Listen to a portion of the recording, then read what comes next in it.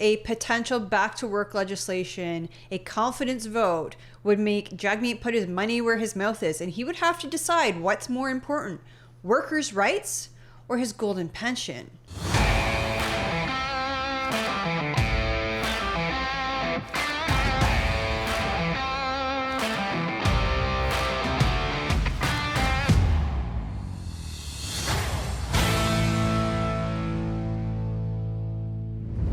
Just like that, there is yet another labor stoppage, but this time it's Canada Post. You may be thinking, so what? It's just another strike. Well, this time it's different. You see, Canada Post is a crown corporation, which means that Justin Trudeau and Jagmeet Singh could finally be boxed in with no way out. Let's take a look. Jim Gallant is a negotiator with the Canadian Union of Postal Workers. Thanks so much for joining us today. I appreciate it. Thanks for having us back. I'm going to start with the same question I asked Mr. Hamilton. In your opinion, how far apart are the two sides? Very far apart at this point. What is the main sticking point then? Why so far apart?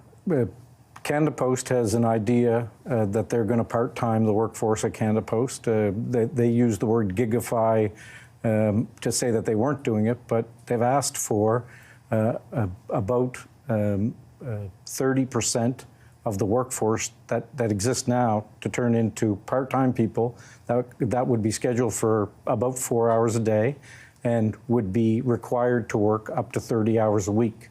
So you're scheduled for 4 hours and forced to work 6 if there's work there, or maybe even 8 hours. I'm not sure how people can take care of their children or their loved ones or plan their second job because they don't have enough hours. So not, as Mr. Hamilton was saying, so that they can have those flexible hours to work the weekend and possibly other jobs? They want flexible workers all week long, all week and all weekend. I want to ask you about the decision to have a nationwide full strike. Why not a rotating strike? When you consider the state of the business of Canada Post and the difficulty that this might incur not only on the brand, but really the business as a whole, are you not worried that it will continue to damage the business that your workers depend on for people to use? No, we're not going to apologize for taking people out on a picket line. It's a right in Canada, and that was the decision on we were so far apart. What's a rotating strike going to do for us? We needed to show that there was a problem, and the minister has now appointed another mediator, and Mr. Hamilton said that they didn't want mediation. On the opposite, the union does. We want the government. We want those mediators. They're really skilled. The ones that have been there so far. Another one's coming. And we want to make sure that all of those things are overturned to make sure that we can come to a deal. I can understand the urgency that a strike sends to all sides and really gets the attention of the country. However, according to the Canadian Federation of Independent Business, 79% of small businesses rely on Canada Post. Your members are essentially affecting those people. What do you say to those business owners who are sitting there and saying, why did you have to do a full nationwide strike instead of a rotating strike? Because it is affecting their bottom line right now. I tell every one of them that we want to be at work. And they should be calling Canada Post, asking why Canada Post is trying to part-time all those jobs. And they already have, they're somewhere around, between the rural and the urban units, there's somewhere around 10,500 temporary workers now. And so they have 10,500 and they want more part-time. So, there's only 55,000 in the bargaining units. So you do the math. It's not a lot of full-time work. Some Canadians, though, and I know you were asked this question earlier this week when Bashi was sitting here with you, some Canadians will look at your demands and say that is something that everybody wished they could get, but really unrealistic in this type of economy when you consider that it's upwards of a 23% wage increase and even more of those sick days. I think it's 10 additional sick days to the 7 that you already have. Why are those demands, you think, demands that your workers deserve and that you think that Canada Post can't afford? I'd tell Canadians first, join a union. Okay, so that's the union side. We're not going to comment too much on that, especially the comment where, the question about, well, why do you deserve 23%? And the response is, well, join a union. That's not really a response to that.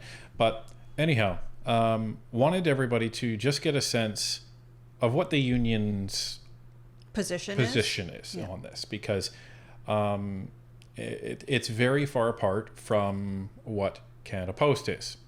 So we're not going to comment actually too much on this. We just wanted you to get some context of where the union was. And now we're going to flip over to an interview that CBC had with the spokesperson for Canada Post, but more importantly, Steve McKinnon. Let's take a look.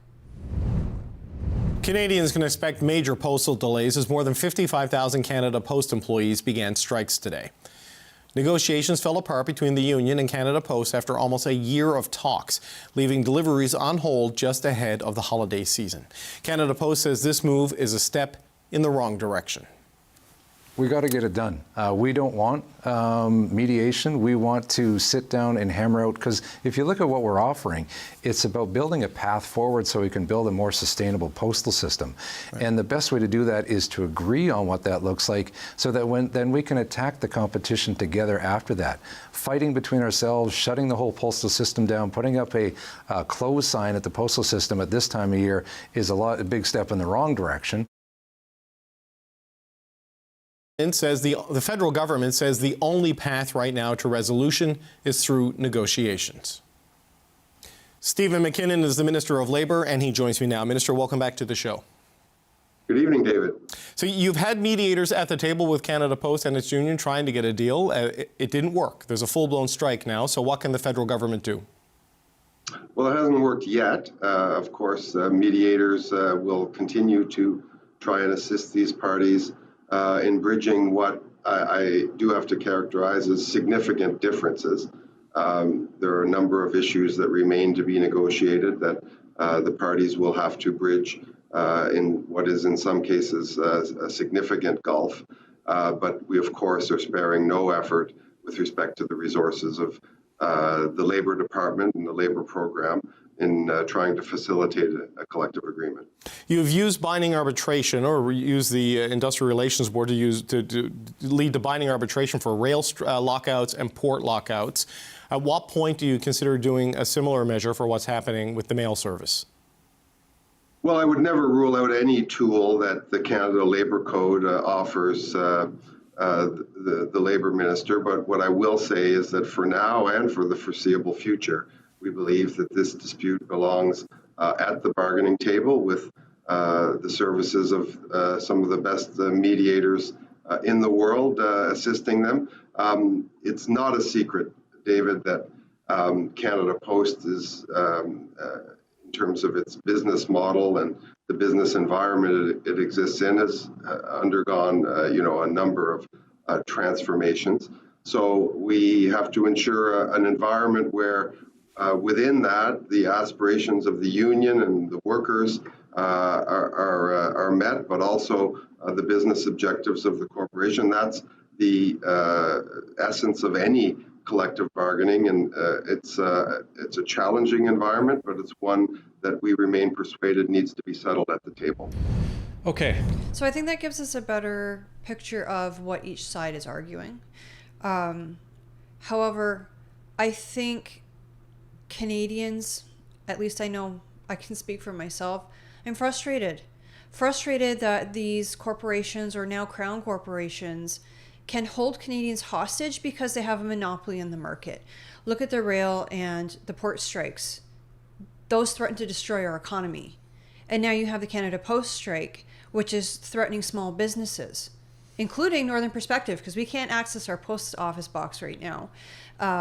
Our shipping for our merchandise is fine. We use a different shipper for that. So if you have ordered merch, don't anticipate any issues with that. Maybe just delays now that everybody ships over to, or switches over to the shipper that we're using.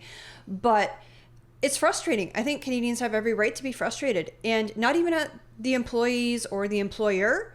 I think we should all be frustrated at the Liberal government. The main reason a lot of these unions are striking is due to pay, because in the past, what would you say, 4 years, inflation has spiraled out of control. And now these employees are trying to negotiate contracts that employers may not be able to pay what they're asking, because in order to catch up and gain back that earning power, the employer may not necessarily be able to afford to pay it without mass layoffs.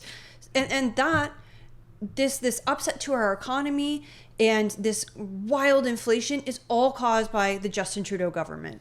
Well, and just remember, for those of you that may not be familiar with collective bargaining agreements, increases are typically pre-negotiated. So their last contract, which probably would have been negotiated and implemented, I'm guessing, in 2020. It depends on the length of it, but a lot of times they're 4 years, and they said that they've been negotiating for a year, so here we go.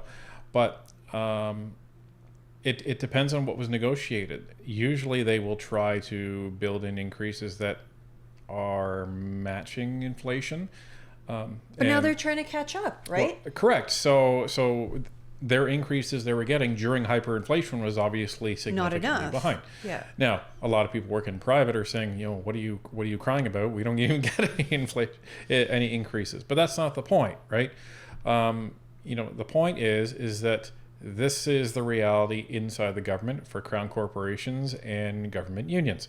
So this is why, as Tony said, there's strike after strike after strike, and this is why external businesses are looking at Canada's labor economy and saying, okay, you're having disruption after disruption after disruption. Why would I invest anything into Canada? Right, and they're disruptions to companies that essentially have a monopoly. They have a chokehold on our economy. I mean, look, with Canada Post, that's who our post office box is. I can't access it right now. And we know we're not the only ones. 79% of small businesses are not able to access the services that they need to keep their business running. If I want to send a Christmas card to my grandmother, I can't do it. So why does the government, create this hyperinflation so that the unions have to fight for these wages that the employer may not be able to pay? And B, why do they permit these strikes to happen to these companies that have a monopoly in Canada? Well, and that's the challenge, right? That's the challenge that is before them. The important part to actually focus on in that discussion between the CBC host, David, and Steve McKinnon was Steve McKinnon had said no tool is off the table as far as the Canada Labour Code goes. Now, because this is a crown corporation, if the government was under such pressure that they decided that they wanted to essentially end the strike, they would not be able to do what they did for CN Rail and the port lockout, which was essentially initiate binding arbitration and get the CIRB to force service to resume. So why is that? So they can't do that because the Canada Post is a crown corporation and they are actually on strike. The CN Rail and the port stoppage, those were both lockouts. So that's when the employer says, okay, you're not allowed to work. Correct. Okay. So this is a strike, right? And that's when the employees say, we're not working. Right. Got it. So in order to actually end the strike, they would have to introduce a emergency bill into the House of Commons to legislate these people back to work. Now, let's recall, not too long ago, what Mr. Jagmeet Singh said. And we want to send a message directly to Justin Trudeau and the Liberals. Don't interfere with this process. If they want to make any vote in Parliament that in any way impacts your rights, we're going to vote no. We're going to vote no. We tell that right now. Whether that vote is a confidence vote or not, whether that triggers an election or not, I'm telling Justin Trudeau and the Liberals right now, you're never going to count on us if you're going to take away the rights of workers. Never. So, we know how the port strike ended, and now we're into another labor stoppage. So, here's the issue. Canada Post and the union are very far apart. How quickly can they come together? Well, sometimes that happens relatively quickly, sometimes not. Considering the union's at a 23% wage hike and the Canada Post organization is offering 11. Is 11.5 0.5, I think. But, Yeah. but still, it's not 23, right? It's not even 20. Right. And the other concern that the union has is this, part-time initiative that Canada Post wants to implement. And it seems to be they want to do that so they can then have people work on weekends to compete with the other delivery companies that work weekends. And right now, Canada Post does not. So this is the problem. Jagmeet already is in a bind because Steve McKinnon forced the end to the port lockout, and now they're in binding arbitration. Meanwhile, he was waving his hands around saying, "You cannot count on our support if you're going to be interrupting this process." Okay, well, they did. And you haven't said anything on that since, so isn't that interesting?